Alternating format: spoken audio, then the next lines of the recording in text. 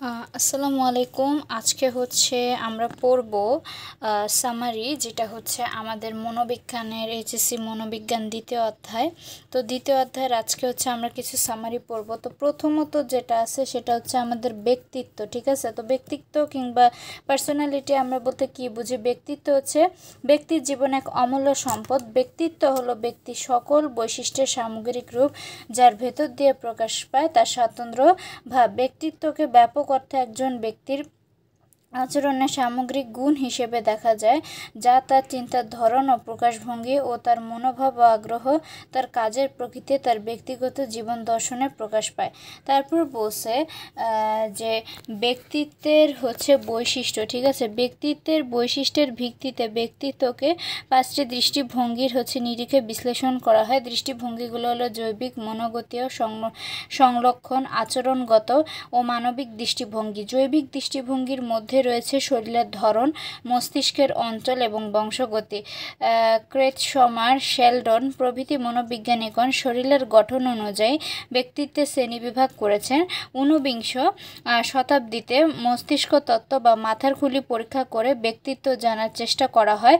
পরবর্তীতে ব্যক্তিত্ব বংশগতি সূত্রে বাহিত কিনা তা জানবার চেষ্টা করা হয়। এ বিষয়ে অভিন্ন যমজ সন্তানদের নিয়ে গবেষণা করা হয়। মনোগতীয় দৃষ্টিভঙ্গি। মনোগতীয় দৃষ্টিভঙ্গির প্রবক্তা হলেন ভিয়েনার চিকিৎসক সিগমন্ড ফ্রয়েড। ফ্রয়েডের মতবাদে রয়েছে ব্যক্তিত্বের কাঠামো, বিকাশ ও গতিশীলতা। ফ্রয়েডের মতে আদিসত্তা, অহম ও অতি অহম এই তিন ধরনের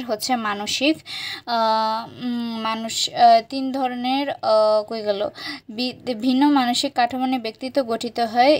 আদিসত্তা হচ্ছে আমাদের সুখের ভোগের নীতি অনুসরণ করে এবং সুখের জন্য অবচেতন তাড়না। তো আদিসত্তার কাল্পনিক সন্তুষ্টির পরিবর্তে প্রকৃত সন্তুষ্টি অর্জনের নিমিত্তে অহম বিকাশ লাভ করে। অহম আমাদের বাস্তব নীতি দ্বারা পরিচালিত। অতি অহম নৈতিক নীতি দ্বারা পরিচালিত। এর মূল কাজ নৈতিকতা ও সামাজিক আদর্শের ভিত্তিতে ব্যক্তিত্বের বিকাশ ঘটানো। এই তিনটি শক্তি সমন্বয়ের ওপর অহমের সার্থকতা নির্ভর করছে। অহম কত সুন্দর ও সার্থকভাবে আদিসত্তা অতি অহমের মধ্যে সমন্বয় সাধন করে বাস্তবমুখী পদক্ষেপ গ্রহণ করতে পেরেছে, তার ওপর কোনো ব্যক্তির ব্যক্তিত্ব আমাদের নির্ভর করছে। তো ব্যক্তিত্বের বিকাশ যদি আমরা দেখি, যে ব্যক্তিত্বের বিকাশ পর্যায়ে ফ্রয়েড বলেছেন যে জীবনের প্রথম 18 মাস মুখ পর্যায়ের অন্তর্ভুক্ত। এরপর থেকে 3 বা 4 বছর পর্যন্ত পায়ে পর্যায়ে এবং পরবর্তী 5/6 পর্যন্ত লৈঙ্গিক পর্যায়ে অন্তর্ভুক্ত। 5/6 বছর থেকে বয়সন্ধিকাল পর্যন্ত প্রসূপ্তিকাল এবং 11/12 বছর থেকে যৌন পর্যায়ে শুরু হয়। তারপর সংলক্ষণ মতবাদ। তো রেমন্ড বি ক্যাটেল 1950 সালে তিনি সংলক্ষণ মতবাদ তৈরি করেন। তিনি সাক্ষাৎকার গ্রহণের মাধ্যমে লোকের ব্যক্তিত্বের বৈশিষ্ট্য থেকে, তাদের জীবন বৃত্তান্তের বর্ণনার রেকর্ড থেকে এবং বিশেষ পরিস্থিতিতে জনগণের আচরণ পর্যবেক্ষণ করে উপাত্ত সংগ্রহ করেন এবং 16টি মৌলিক সংলক্ষণ নির্বাচন করেন।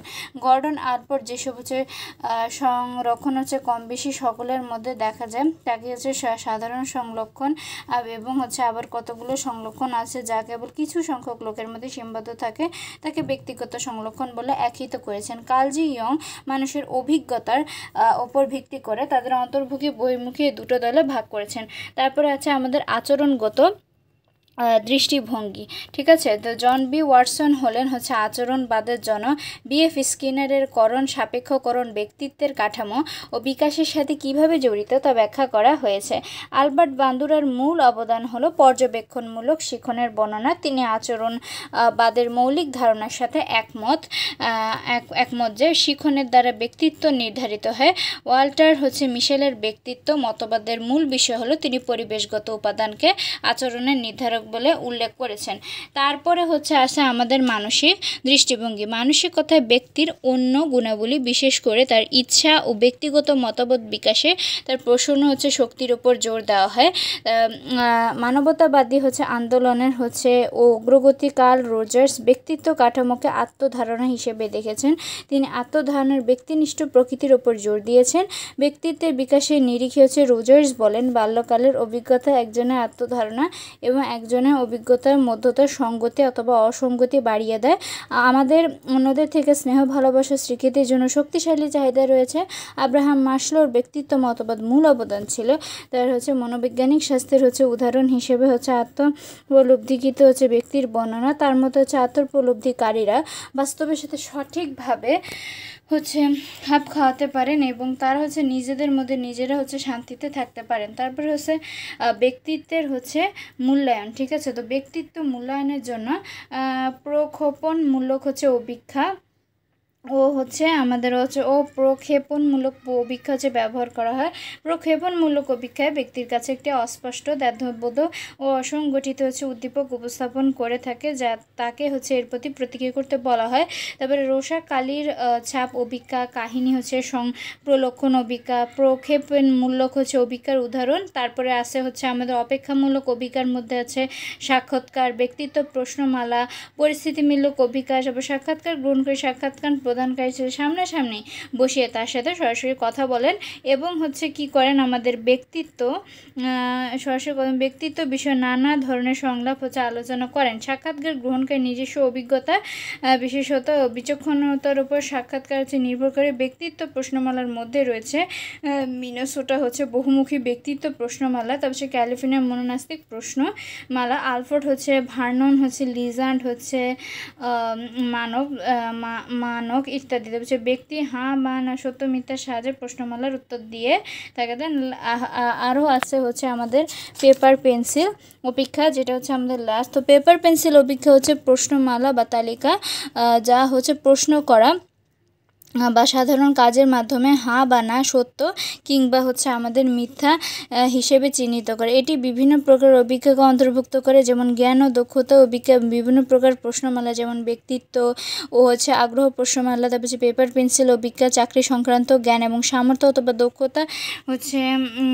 দক্ষতা যোগ্যতা মূল্যায়নের জন্য ব্যবহৃত হয়। এই অভিজ্ঞার মাধ্যমে একই সময়ে অনেক প্রার্থীকে মূল্যায়ন করা হয়। 4টি ধাপের মাধ্যমে পেপার পেন্সিল অভিজ্ঞার উন্নয়ন সম্ভব, যথা কাজের বিষয় তালিকাভুক্তিকরণ, তারপরে ধাপ 2 উত্তরের ধরন, প্রশ্নের সংখ্যা, সময়সীমা এবং কাঠিন্য স্তর সুনির্দিষ্টকরণ। ধাপ 3 প্রশ্ন লিখন ও স্কোরিং নির্দেশনার উন্নয়ন এবং ধাপ 4 প্রশ্ন স্কোর নির্দেশিকা পর্যালোচনা। তো ভিডিওটা কেমন লাগলো তাহলে চ্যানেলটা সাবস্ক্রাইব করবে এবং পাশে থাকা বেল আইকনটা ক্লিক করে দিবে, যাতে নতুন নতুন ভিডিও নোটিফিকেশনসগুলো তোমরা খুব দ্রুত পৌঁছে যাও।